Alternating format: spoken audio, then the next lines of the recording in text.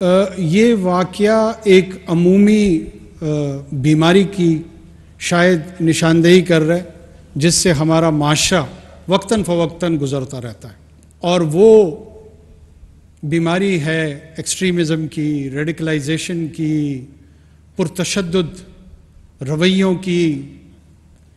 میری ذاتی رائے میں اس کا نہ کسی مذہب سے تعلق ہے، نہ کسی دین سے تعلق ہے، نہ کسی نسل سے تعلق ہے، نہ کسی زبان سے تعلق ہے۔ یہ ایک انسانی رویہ ہے، اور یہ شیطان کی طرح مختلف روپ دھارتا ہے اور کینسر کی طرح سرایت کرتا ہے معاشرے میں۔ ہو سکتا ہے کہ اس آنے والے وقت میں کہیں پہ کوئی شرپسند اس قسم کے گھناؤنے ارادے دوبارہ بھی رکھتا ہوں، مجھے نہیں پتا۔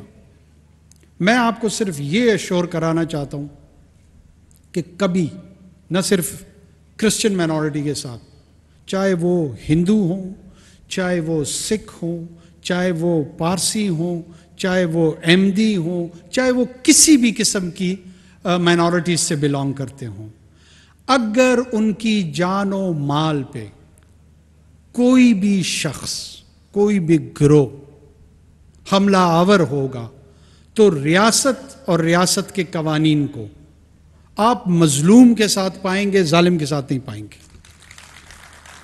قرآن حکیم میں دو ہی قومیں ہیں، ایک ظالم ہے، دوسری مظلوم ہے۔ موسیٰ اس لیے غالب تھے کہ وہ مظلوم تھے، فرعون اس لیے شکست کھایا کیونکہ وہ غاصب تھا، کیونکہ وہ ظالم تھا۔